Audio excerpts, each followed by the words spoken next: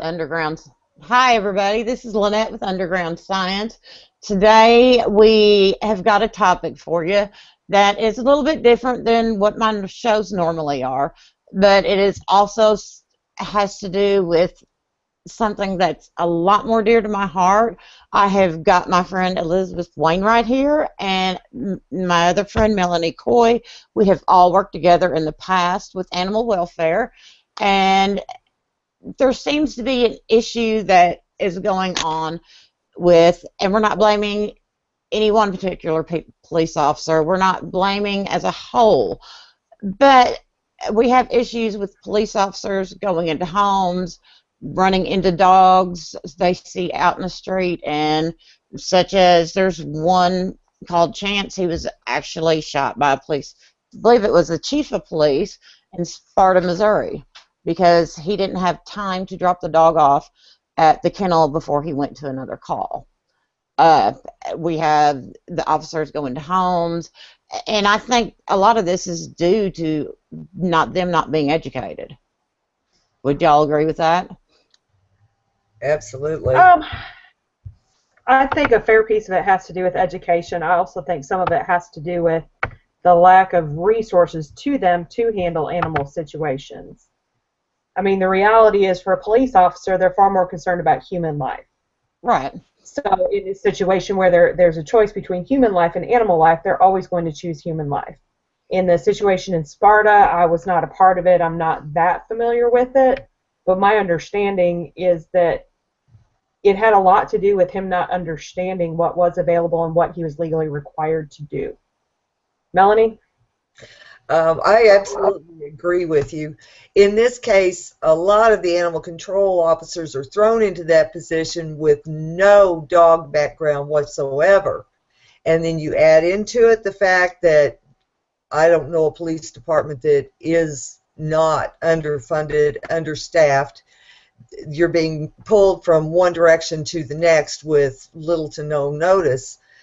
It's a high-stress situation, and then throw somebody in that is also not experienced with handling dogs, and you've got a recipe for disaster.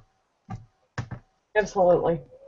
I think you do. And, I mean, a lot of towns do have animal control. What I don't think we're seeing is animal control pulled in as much as they need to be. And from what I've read, there's other animal control officers that have said that. And I don't know about other areas, but I think sometimes you could work with your rescue organizations. To me, if the police officers are going in on a raid and they have been watching this house for a while, they're going to basically know if these people have dogs in the house. So that way they would know to go for assistance. I mean, you might have like a little dog like Scraps who, he walks outside, lifts his leg, and he's like, I'm done. I'm not doing anything else. And then he's back sitting on the couch next to me. But to me, if they've put time into watching, say, a drug house, they're going to know if those people have pets. I mean, and I may be wrong, but that's my opinion there. Well, and so many times you've got such a preconceived notion of what the pets are going to be. Right. But it's not even a breed or a size issue. We just not many years ago had a problem in a county neighboring where I live where a sheriff's deputy shot a chihuahua. And how threatened could she have felt? Or what possessed her to think that that kind of extreme reaction was appropriate on any dog, but especially one that's small? Right. I think Elizabeth has gotten a bite or two from those. Well, 15 years in animal welfare, what can I say? So I think you're dealing with an issue that has a lot of different areas that we have to think about. So you have a police officer training situation, just a simple peace officer training. You have either the availability of animal control resources as well as the issue with the training of animal control resources. You have very minimal in most states. I'm not absolutely certain who's required to license and take some training now or not in terms of both different positions. But then you also have the potential issues of liability faced by cities that doesn't seem to be something most cities are aware of. for me personally, as you know, and I don't know if your audience knows or not, I've worked in animal welfare at a state level and a local level and a county level in different cities throughout the Midwest for the past 15 years. Depending on the capacity, depending on the department, depending on the resources, depending on how willing they are to listen, makes the big determination about how an animal case goes.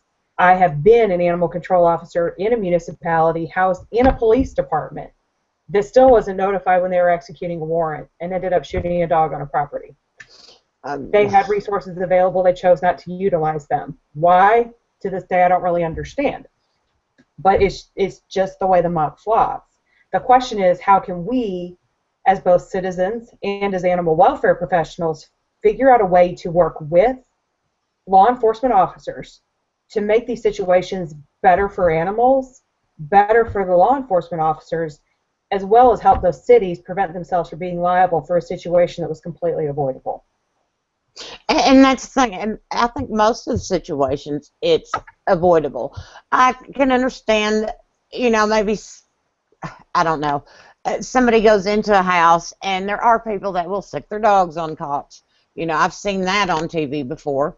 And I think then the officer does have a right to protect himself, of course, and the owner is responsible on that. But, I mean, you had the case, and I can't remember exactly where it was, but it was a Chihuahua in a dog crate, and they just shot it. I have no idea what would have possessed them to do that. Well, there's been a lot of those types of circumstances, and I think it's great that there's more public awareness about those now. I'd like to say that they're isolated, but I haven't done the research to say that it is, and I sadly don't think that it is. No. What I've seen quite a bit is police officers have a reactivity.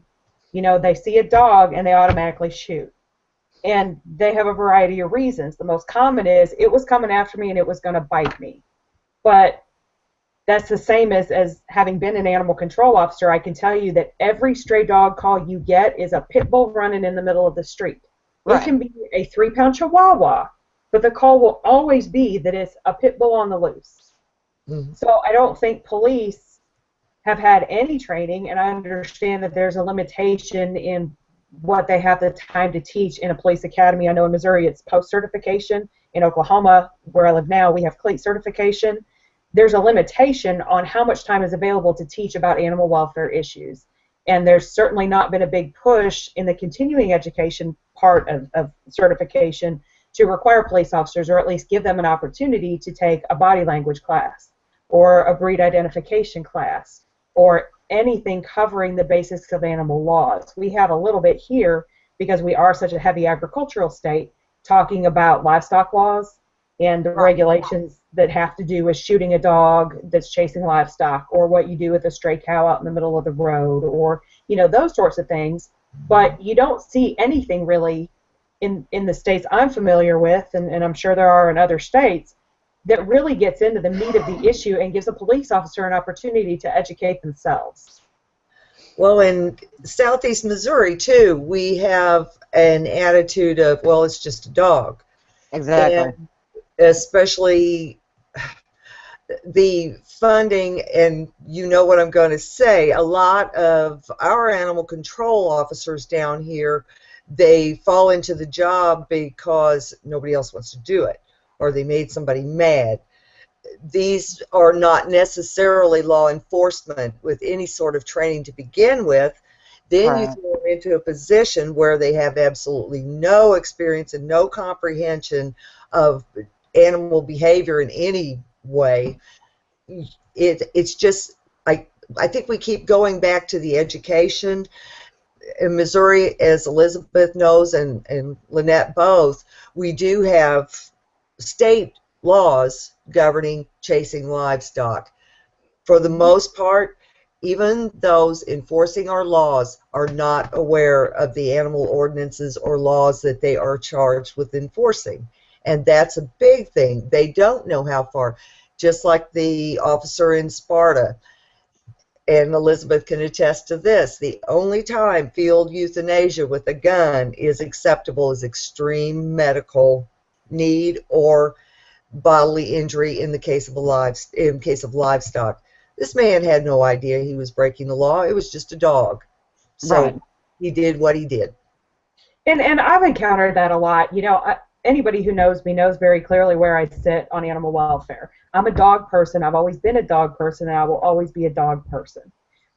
In two separate police departments I've worked in both cases, I've had road officers say, but it's just a dog. You know Yes. what? This is why you have a professional animal control officer. That's why you pick up the phone and you let me deal with the just a dog. That's not your job. You deal with the just a peoples, and I will deal with the just a dogs.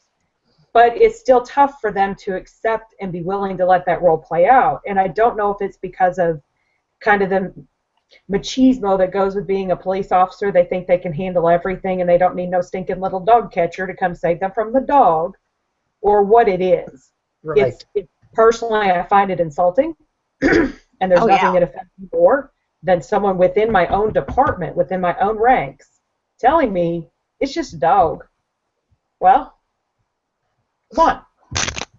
Yeah, I mean, to us and several other people, the just a dog. I mean, that's our kid. I mean, that's, Scrappers is my best behaved child out of all of them.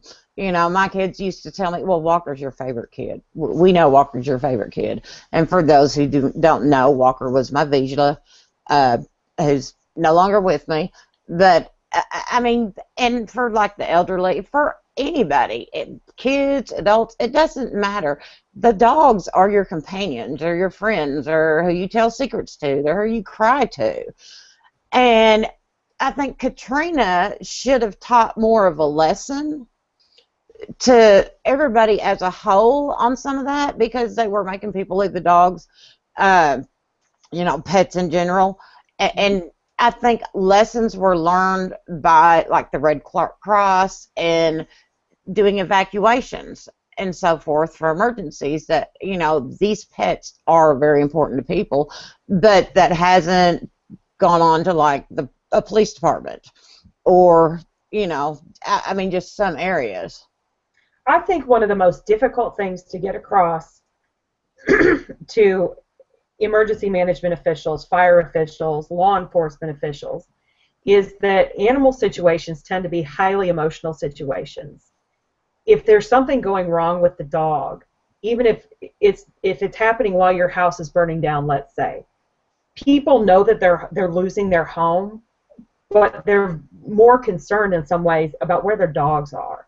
And if Exactly. you can give them that little bit of peace of mind of knowing that their pets are safe and their pets are tended to, then everything goes much easier in dealing with the people. And that's a lesson that people just have to learn, and I think they learn it by personally handling those situations.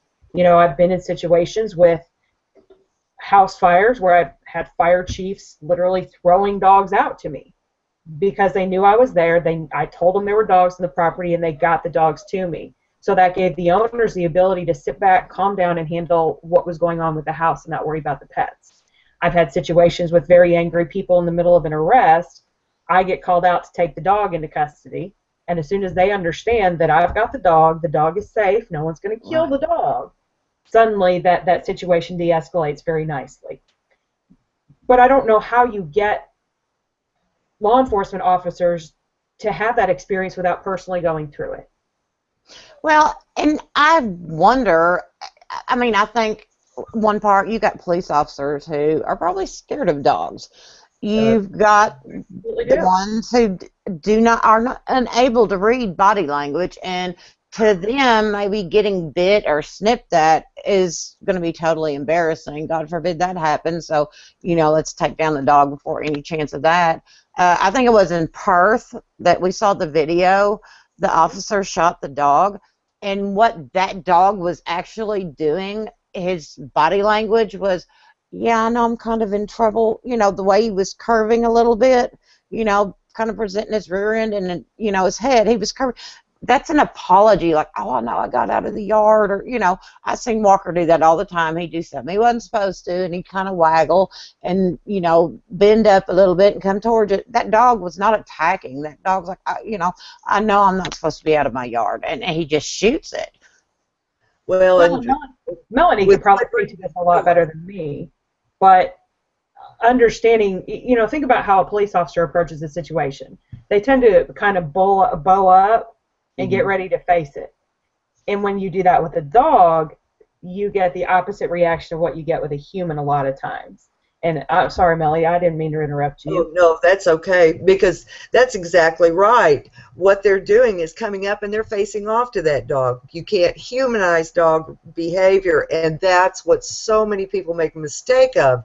To a dog, you have to look at it from the dog's perspective. And let's face it, even the average owner, I see it in dog classes all the time, even the average owner humanizes the behavior. They don't understand that this may make sense and may be all right from your perspective, but from the dog's perspective, you're sending out a very different signal. In my case, because of my breed of choice, I'm seeing a lot of unnecessary, for me, it's gotten to the point of being sanctioned murder in the streets, because you're going to find the attitude of the only good pit bull is a dead pit bull. And I've heard that, and that kills me when I hear that.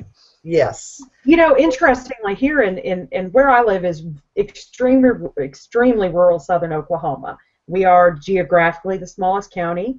We are also population-wise the lowest density in the entire state of Oklahoma. And I don't hear that attitude down here. I don't really hear that attitude in Oklahoma, which is interesting. And it was very different coming here from Missouri, where I've heard it over and over and over again. But what you also tend to see here is a lot of people down in my part of the world, whether you agree with it or not, have pit bulls that they use for hog hunting. So they take good care of them, and they have much closer relationships with those dogs than your average stereotypical urban setting. Right. There also seem to be some interesting relationships with, just in general, people here tend to be fairly athletic and outdoorsy. They're kind of out, they're about, they're doing stuff. They're at the beach. And yes, we do have beaches in Oklahoma, but they're out and they're about and they're doing stuff.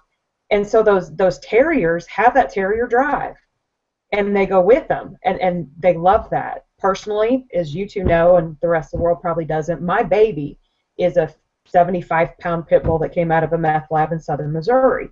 I've had her since she was a year and a half old. I like her better than I like people. And she goes everywhere with me. And she has since I've gotten her. But in Oklahoma, everywhere you go, anywhere close to my house, everybody knows my dog. When I go down to the beach and my dog's running loose, no one says anything, no one thinks anything of it. They're a little leery if they have little kids. But as an owner, I walk over, I introduce my dog, make sure they feel comfortable, let them get to know her, which you can easily see that she's just the biggest baby in the world. And then they're fine. Where I tend to see a lot more of the stereotypes is dealing with the little dogs. You know, your Chihuahuas, your Pomeranians, your things like that. And it's not that they're more inclined to shoot at them. It's just that those are the dogs that are more perceived to be vicious. Now, to be fair, 15 years, the only dog that have bitten by is Chihuahuas. Yes, and it is usually justifiable. As a trainer and somebody who has always worked with the big muscle breeds and the big Mastiff type dogs, the one that felled me was a miniature dachshund, and he put me in the hospital for 4 days. And dachshunds are my favorite. They're German and stubborn, like me. So I get it. You know, for me, and this is what a lot of the officers I've worked with and I've trained to handle, at least deal with dogs a little bit, what I teach them is give me a pissed off pit bull any day of the week over a pissed off Cocker Spaniel or Chow. Oh, hell yeah. Or any of those, because that Chow is going to be in my face. I love you. You're my best friend. Wait, now I'm going to take your face off. You're going to see the same thing with Chows. With the Akitas, you're going to see them go up and hit you in those shoulders and knock you down. With those little tiny breeds, you don't get any warning. They've never been trained. They've never been taught that they aren't supposed to bite. And they turn around, they nail you. A pissed off pit bull is going to give me a 40-second warning to get out of the zone. You're going to hear that growl. You're going to see that body. It's going to give me enough time to get myself to safety if I know what I'm looking at. Absolutely. Once they understand that, they're usually a lot more comfortable. Well, and it's funny because I started with the pit bulls in Oklahoma, and I do know exactly what you're saying. I was just north in the lake country of where you are right now. I come to Missouri, and it's a whole new ball game out here. But then I look around what's going on around the country, and this this phenomenon of, I'm going to shoot it because you're not going to do anything to me, and it's going to be dead, and that's all I really want is another dead pit bull. I think it was Phoenix that actually tried to prosecute one of their officers for very flagrant violation, just shot the dog with, the dog was obviously not attacking, was not even giving any kind of aggressive body language. He shot it because he got the chance. Nothing ever came of it. And I think a lot of this, because there is no penalty for just killing a dog. We've had instances, I believe it was in New York State, the pregnant woman was actually holding the dog, and the officer shot him, and it wasn't even the right house that they were serving the warrant. And she was holding the dog. Her family and her children are standing around her, and he got the chance and he took it. So and I've wondered if part of the problem is that there's not a lot of lawyers who are familiar with dog law, and particularly with the value of a dog and the federal violations that come with shooting a dog for no reason. I always mix this up when I was trying to Google it really quick, but I didn't get a chance to finish it. It's either a 1983 or a 1984 suit that has to do with an owner being deprived of their property without due process, which, in our Constitution, we as Americans cannot be deprived of our property without due process. When a police officer walks in and shoots an animal, there's at least reason to investigate that circumstance to make sure that that shooting was justified. If that shooting was not justified, then it's quite possible that that owner was denied their property without due process. If that has occurred, that city faces federal liability for that circumstance. And there have been plenty of people who have sued successfully, but unfortunately, when you get into little towns, nobody has the money. No lawyer's going to take the case because they don't have the time and the money, and they don't understand how to pursue it in federal court. So you have to wonder if we had more owners, more people willing to speak out and consider filing these lawsuits, if you would start seeing a shift within the cities to both make animal control a more professional job and understanding that it's not the job to give to the guy who couldn't hack it on the garbage truck. Right. No offense, it's okay for garbage duty. But if you had more people willing to think about that, maybe when it starts costing the cities money, they start listening. And there have been lawsuits out there, but most of them have been against very large municipalities. It hasn't been, town of Sikeston, Missouri, population 15,000 or whatever it is. It's been big, giant, million-dollar budgets. So maybe that needs to be some of the shift, too, is we need more lawyers who are willing to get involved and understand the rights of owners and pursue those rights for those owners. And you're absolutely correct, because under the 14th Amendment of the Constitution, that's what covers due process. And the fact that, number one, most people are not going to challenge law enforcement because they don't understand that they also don't know the laws governing animals. There's a certain fear, especially in the small areas, because for one thing, they're already in your neighborhood. You're already in their radar because you're a pit bull owner, and that there's a stigma that's carried with that. But so many people have a fear of standing up and taking a position and speaking out. This is not right. And unfortunately, in these cases, the dog's going to stay dead. And people do. Money, legally, they back off. Yeah, and I'd be really interested to look at a more comprehensive study that looks at the dogs that have been shot by police, regardless of whether it was ruled justified or not. And I think what you would find is that a large number of those, if not the majority of those, are occurring in areas that are low-income areas.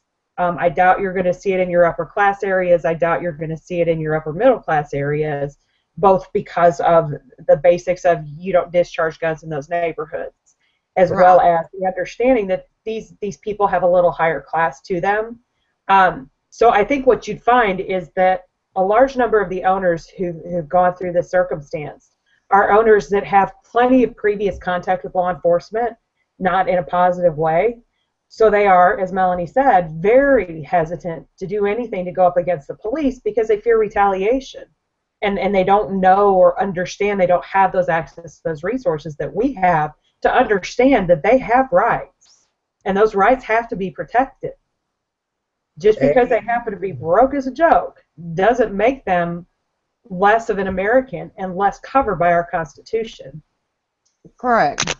That is on the money right there, and you've said it. And you're correct. Nobody's going to come to my front door and threaten me. Number one, they know from experience that I do know the laws, and in most cases better, because like you, I was also certified animal control out of Arkansas.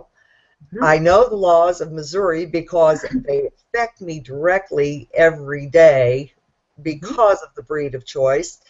But they're not going to come and bang on my door. They're not going to find my neighbor's dog. We're all these nice little old ladies. Yeah, we've got pit bulls. But they're not going to come in and they're not going to blast our dogs in the streets. They're going to come in and they're going to, in her case, they're going to put them back in the backyard. But the fear of stepping forward, the fear of not saying, hey, we've got a problem. We have got to educate our people. We do have an animal control officer just south of us that is also a rescuer, very, very dedicated rescuer. She's making a difference. When she first took the job, I all but begged, demand that they send you to animal control, to the Missouri Animal Control. The MACAs. The MACA, exactly. And you and I have talked about this how many times, that to me, anybody, I don't care if you're a shelter worker, if you're a rescue worker, or what you're doing, if you're involved with dogs, animal control classes are going to be beneficial. It's going to help in your, and I don't care who you are. If you're going to deal with dogs, you should be required. And I think we're seeing a change from around the country. More and more police officers are requiring their officers, or police departments are requiring their officers to attend classes, to be able to read just basics. You don't have to be a certified behaviorist. You don't have to be a trainer. But for your best interest, for the interest of your citizenry and their pets, you have got to have just the basic information to be able to do your job effectively. And that's a big thing. Know what you're doing. Go out there into the field and know what you're doing. Well, and I think that brings up a couple of interesting points. You know, the state of Texas, which is literally 5 minutes from my house, has made an effort, and they require under state law that you go through training that is sponsored by the State Department of Health. And you have to be certified through the state in order to function as an animal control officer. I'm not as familiar with the training in Missouri since I moved away 7 years ago, but back then, the training that was provided by the state-level Animal Control Association was mostly provided by a nonprofit association that had their own sets of, how do I put this nicely, incentives. And it wasn't necessarily an interest in following the law exactly as the law says it is to be followed. And in Oklahoma, what we see, we have an Animal Control Association that's not particularly active. They do sponsor a 2-week academy every year. They are teaching material that was last revised probably in the 30s and 40s as it relates to rabies control and some other parts of our state law. So you have to have concerns about training that's not sponsored by a state neutral department and whether or not they're even getting the best training possible. And one of the things that I've noticed is that I don't see our industry making a big effort to form some sort of national organization that provides basic standards of care. You know, when you get into manufacturing, there are agencies within manufacturing world that have nothing to do with the government that institutes quality standards, cleanliness standards, you know, these sorts of things. We as an industry absolutely have those needs, and yet I don't really see that out there. And I don't know why. I don't know if it's because we're all such strong, stubborn women that we literally can't get along well enough to come up with these things, or what. But that's concerning to me. Another thing that can wait, and Melanie can speak to it much better than I can, is, are we as animal welfare agencies doing enough to reach into those communities to help them become better pet owners? You know, if your dog is well trained, there's less chance it's going to run out in the middle of the road and that police officer is going to be afraid. But how do we, in our industry, how are we working to reach out into those communities to provide training resources and spay neuter and veterinary care and things like that? Are we doing enough? Well, and I think, and as you probably know, I've never been accused of being shy. Part of why I live in a place where we don't have a double standard here, because they know that very likely I'm going to show up and I'm going to be very naggy about it. I'm going to be very nice to myself. But when we're out there, and they know we're out there, and they know that we are watching and that we're going to hold them to a standard. Now, I'm in a very small town. It does make a difference in your larger metropolises. But you've got little pockets of communities. That even St. Louis, how many different little pockets of communities that are actually only, what, 36,000 people? Get involved in your area. But I believe it's 86 municipalities in St. Louis County. Exactly.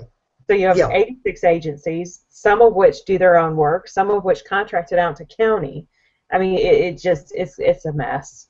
Too many cooks in the kitchen is a lot of it. But like you said, now I see apathy. Well, somebody else is going to do it for me. It's not that we don't have the knowledgeable people. It's getting them off their duffs, because in a lot of cases, they have the knowledge. They have the ability to get out there and to make a difference. They're not going to do it. They don't have the gumption. I'm involved heavily in legislation. You would not believe what it's like to try to get somebody to just send an email to a legislator. We've done that here in Oklahoma, and it's fascinating how vocal some people will be, but how unwilling they are to make those views public or use that ability to try and get something actually accomplished. Armchair managers. Yes. It's very easy to sit on the other side of this screen and talk a good line, but when it really comes down to it, how many of them are going to be out there? And I can tell you it's probably lower than you would even want to guess, and it's sad. And especially in the breed that I've got, because we are so under fire from the public opinion squads. But to get them to understand that if you want to make a difference and you want to make a change, you're going to have to do something.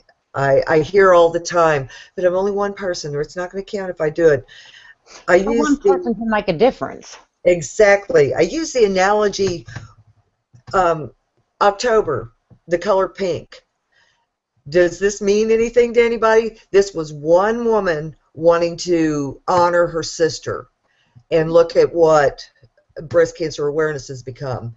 Smoking is another big one. That was one woman in Kentucky wanting to get education into the schools, and look at what that's become. One person has the power, but somebody's got to do it. You can't just always throw it onto one person. In my case, obviously, I'm going to stand up and I'm going to defend my dogs because it affects me personally. And yes, because I'm doing something that's also going to be to your benefit, but where is the fairness in that? If you want to make a difference, it takes more than just one voice. Just think what we could do with two voices. Or in this case, look at us. There's three of us. And then, Melanie, out of curiosity, have you found that, you know, there's been a big effort to start repealing BSL throughout the country.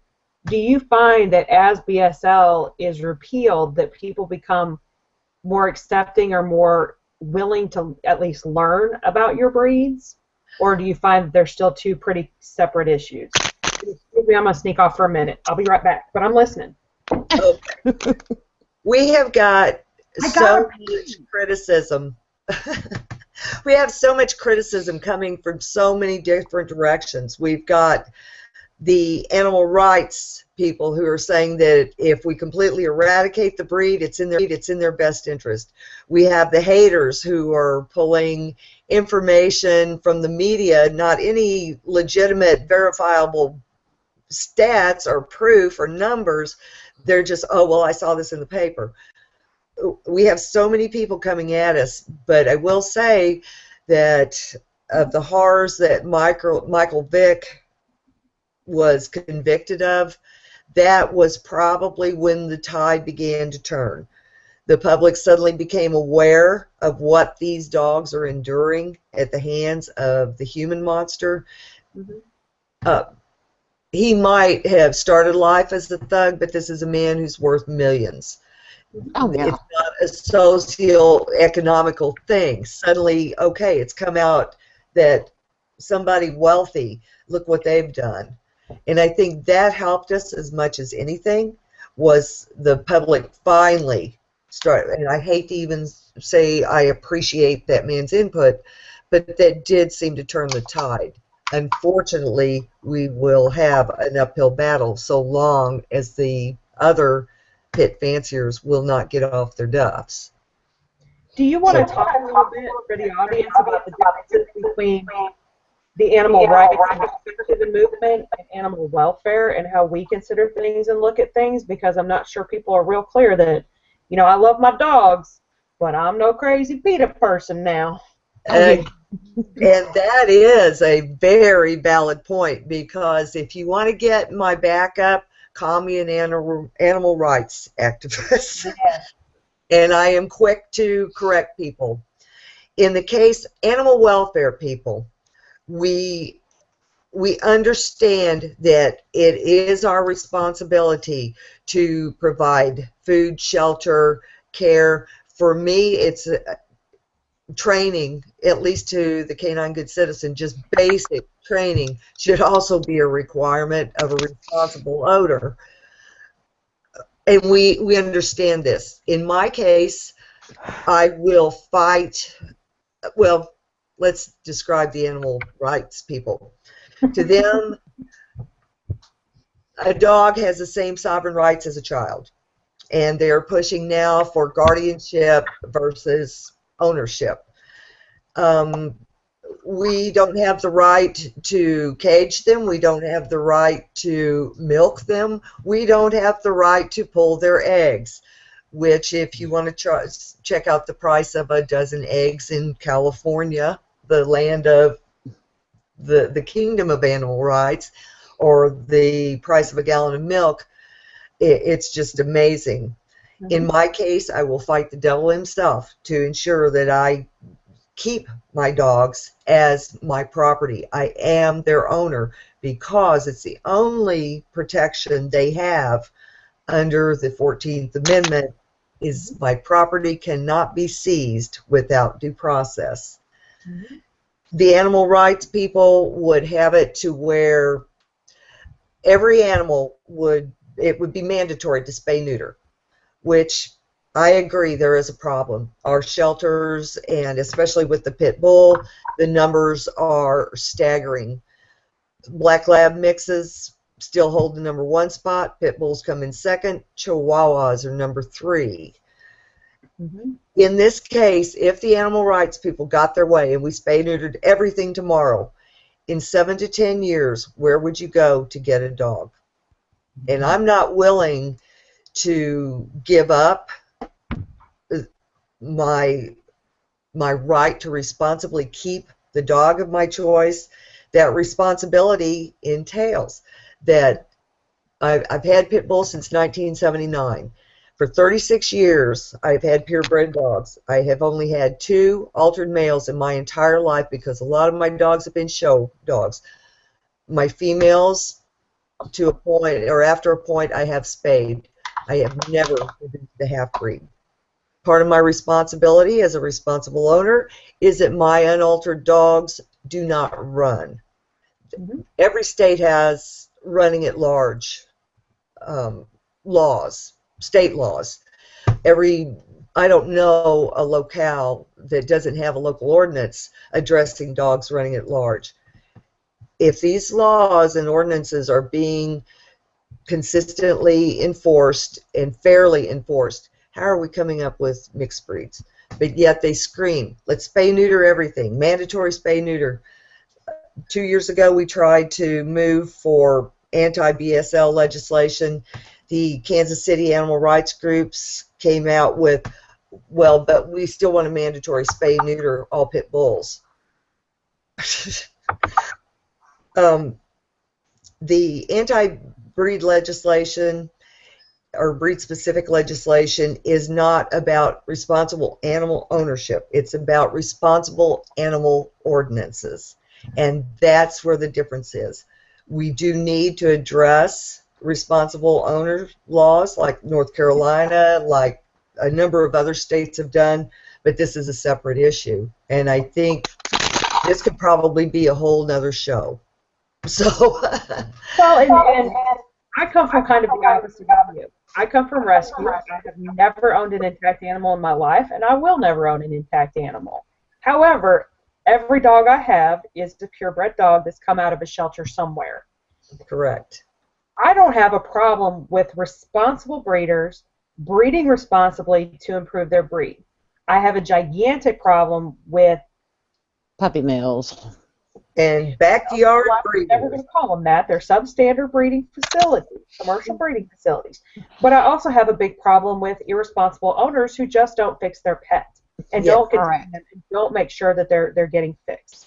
And I think, I've seen a lot of the mandatory spay-neuter laws, and that's lovely. But let's think about realistically who owns a large percentage of those dogs. They tend to be people of lower socioeconomic classes. So essentially, you're writing laws that are requiring them to spay-neuter, which is a great idea. But if they don't have the money to get the dog fixed, which a lot of times is the case, they simply can't afford to go to the vet and get the dog fixed. How on earth do you expect them to pay any of the penalties? Why are you creating economic sanctions for a class of people who can't afford it in the first place? So in a city, and I'm not that familiar with Kansas City's, but I know when they were looking at it in a couple of other cities, they just wanted to pass across the board mandatory spay-neuter. You have to fix the dog or else you're going to pay this. And we saw the same thing throughout the country with differential licensing, which is, you pay a higher fee for your rabies tag on an intact animal than you do on a spayed or neutered animal. In both of those circumstances, you're costing them more money to own that dog, which means that you have more dogs that are going to run loose and that are going to go unclaimed because they can't afford to pay $500 to get the dog back.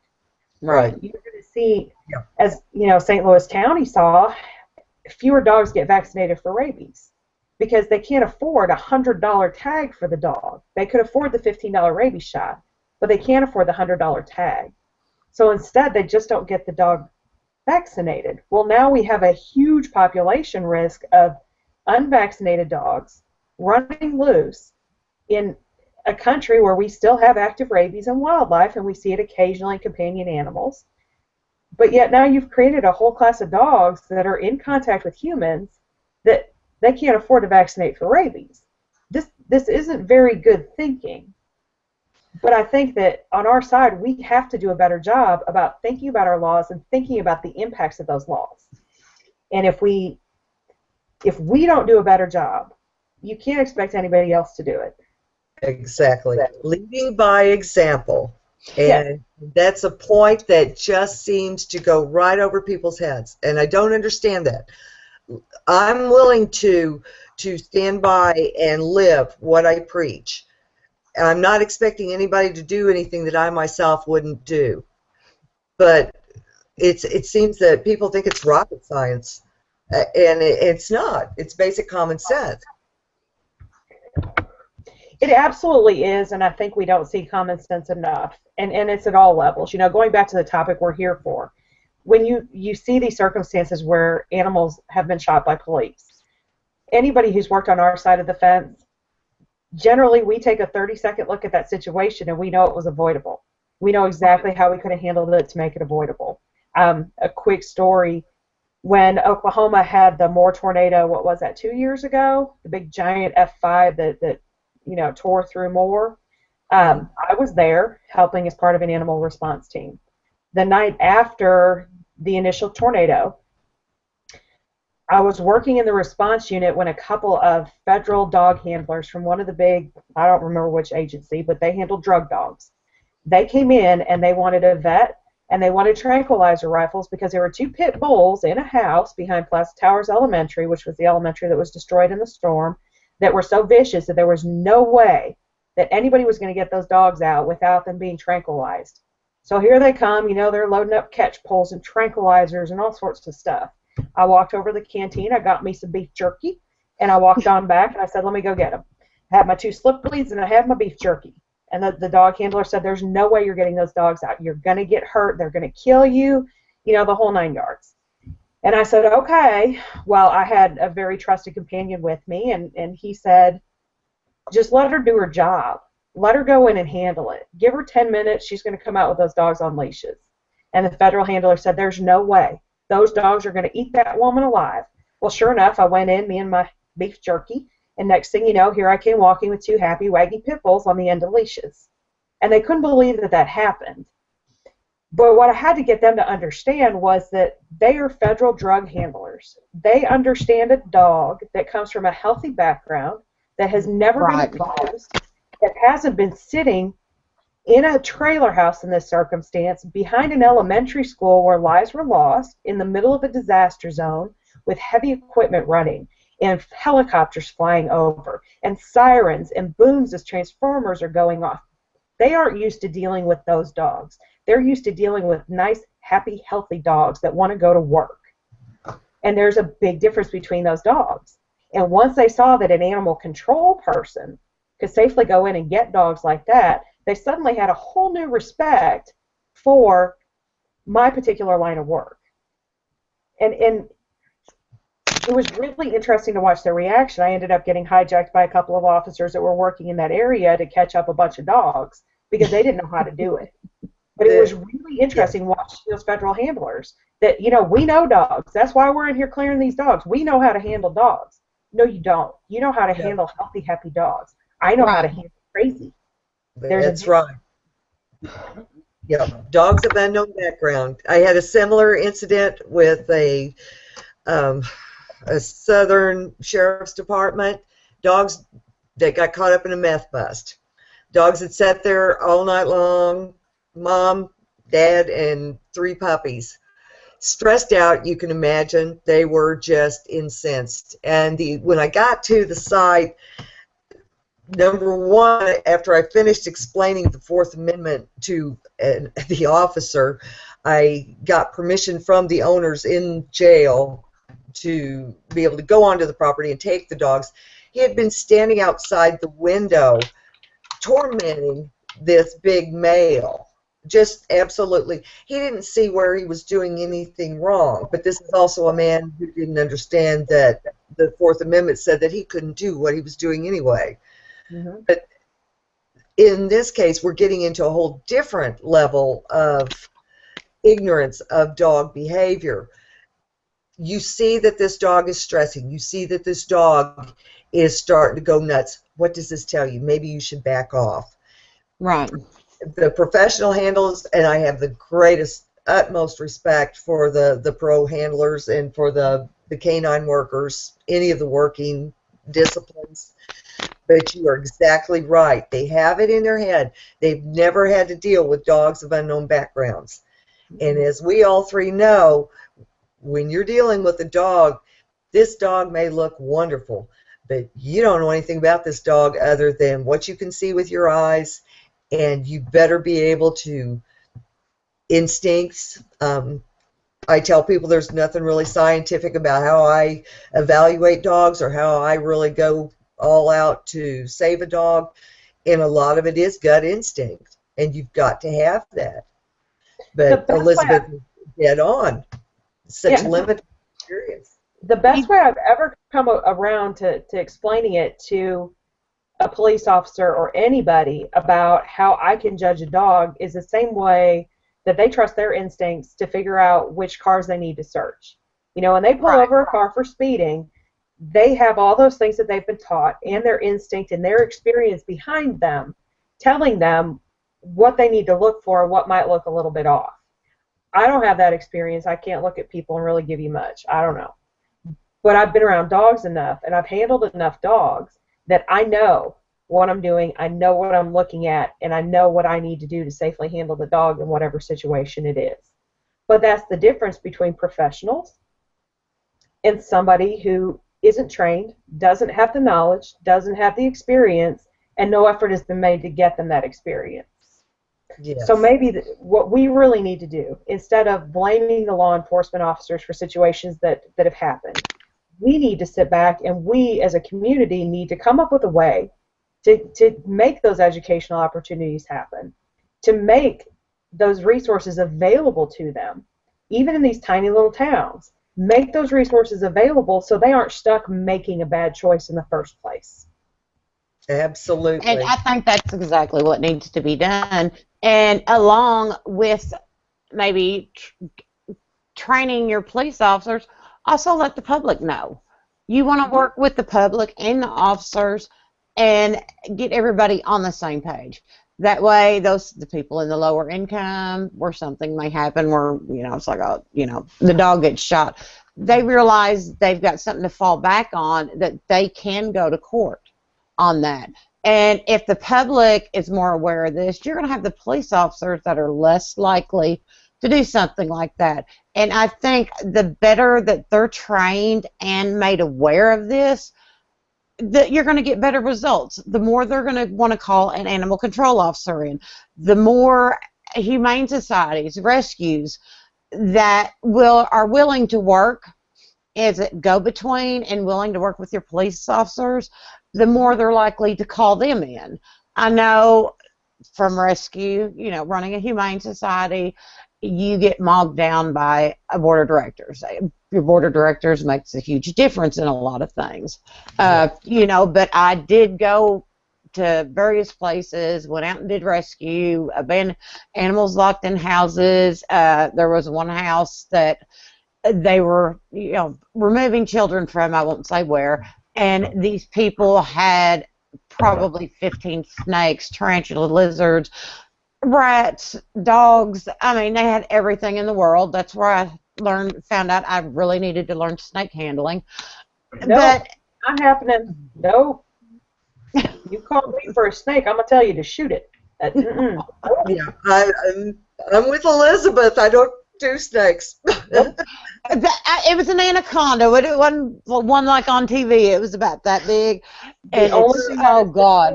Forgive me, snake people, but the only thing that is good for is a cute pair of boots. Nope. And the one thing I know is I can run faster than they do. Usually, they can't outrun my shotgun, but whoop, no. Yep. Nope. Fortunately, I have someone who is happy to handle those things for me, so I don't have to deal with them. Same thing with the spiders. You need to call somebody else because they are not animals. They are insects, and I know they technically qualify as animals, but they are not what you call the dog catcher for. No. No. Now, Lynette, on the other hand, I think in the time I've known you, I've seen you handle every kind of insane animal there is to handle.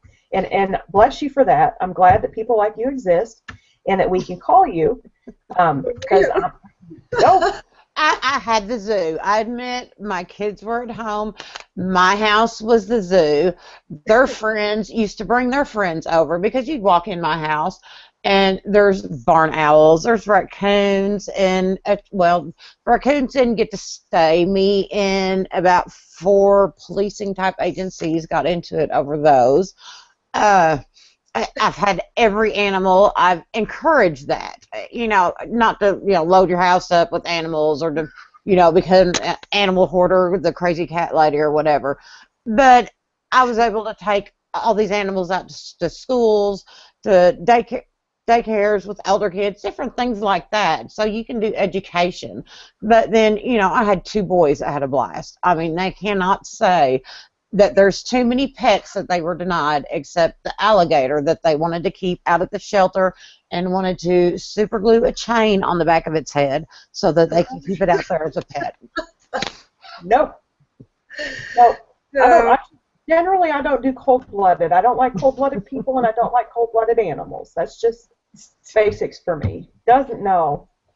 No, I've handled cat happily, and I've had the joy of handling down here in southern Oklahoma. I've had the joy of handling everything from your normal dogs and cats to stray buffalo, cow. That would be cool. No, buffalo are not nice animals. They're very unpleasant, and they're very large, and they're very fast, and I prefer to avoid them in general, and I will. They're good to eat. I'm kind of a beef, chicken kind of gal. That's pretty much where the line's drawn. But I've had the opportunity to handle a lot of wildlife down here and work with other agencies, and it's been very interesting, particularly on this topic, to interface with a lot of different agencies with a lot of different expertise and see how all of them kind of look at the issue a little differently and how all of their training level is a little different, and even within different districts. You get different people and different knowledge levels and different levels of concern. And it's fascinating to see. It's really nice when someone wants to learn. And it's very irritating when you're confronted with it's just a fill in the blank. Right.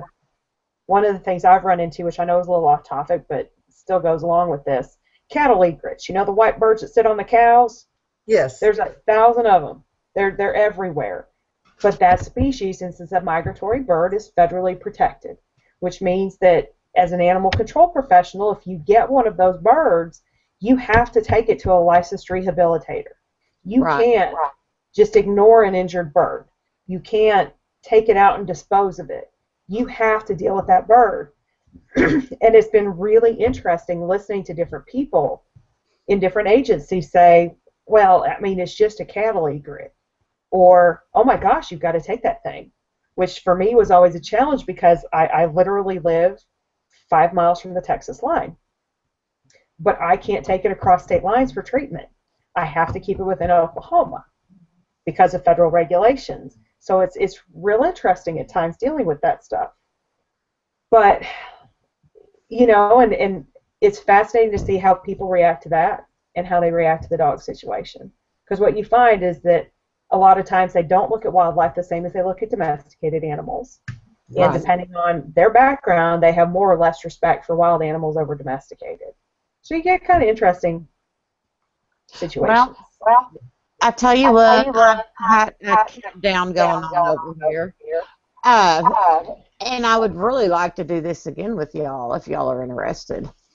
Well, you know where I am. Yep, know where you are, know where Melanie is. That's right. And I actually think it might be interesting to see if, between us and some other people we could wrangle into this, come up with some type of program that can be worked out in various areas. I know we have to go by the different state laws and so forth, but, to set up some programs, to work with people who are willing to go out there and do something, to work with the public and to work with the police officers and to work with the rescues. Sorry.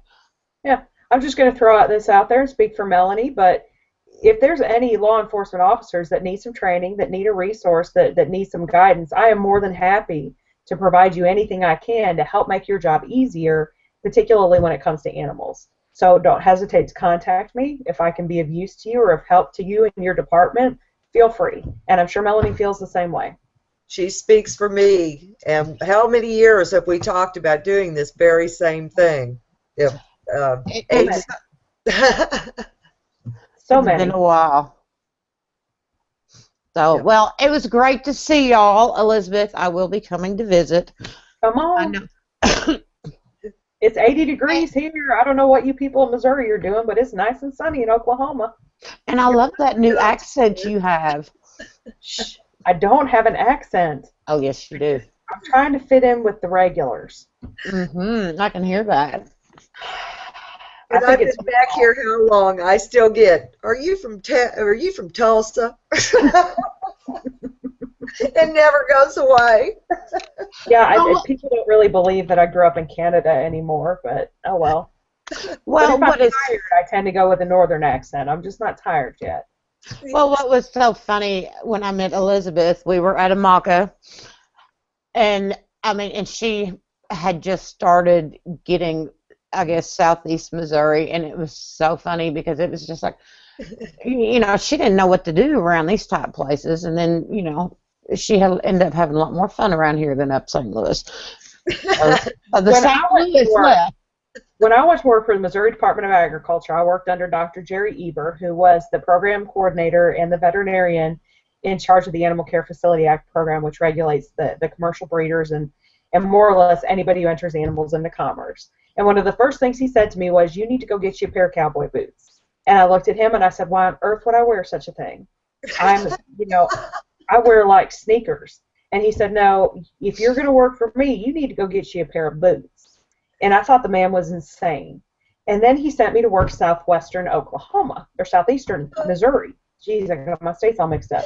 He sent me to southeastern Missouri, where Lynette, and I believe it was at the time chief of police over in Dexter, drug me out in I don't even know where, in the middle of something. And they made it pretty darn clear to me that no one was ever going to respect me if I didn't wear boots. That police chief, which I believe he passed away not too long ago, he always called me Boots, because after that, every time he saw me, I had a different pair of boots on, just to make his life fun. But yeah, you got to own boots in the country. And Yeah, I think that in Oklahoma, that's the only way you keep from getting bit in the ankle by the copperheads. Yes. oh Which is yeah. important. We don't have those up north. Oh, no, no. No, I've got a pair of ropers for every occasion. I've got dress ropers. I've got. Yeah, now pretty much I wear boots and I wear flip-flops. That's about all you're going That's to the best shoes there are. All right, well, we're going to run a have. spay-neuter clinic, and I wear sneakers when I work at my spay-neuter clinic. But other than that, it's boots or flip-flops. All right. Well, like I said, maybe I'd really like for us to work on something that we can, continually do some more shows. Also, come up with more topics on these type things. We've got to get off here because the countdown. I'm getting over to the side. So, Yeah. but I really appreciate y'all being on here, and anybody who watches this, you can contact us. I mean, if one of us doesn't know the answer, usually Elizabeth and Melanie know everything. They remember everything. If I don't know the answer, I will look for it or ask them. Yeah, if we don't know the answer, we know somebody who does, and we will find it for you. That is a fact. That is a fact. Honored to be with you, ladies. You always make me proud. All right, y'all have a good evening. You too. Thank Bye. y'all. Bye. Bye.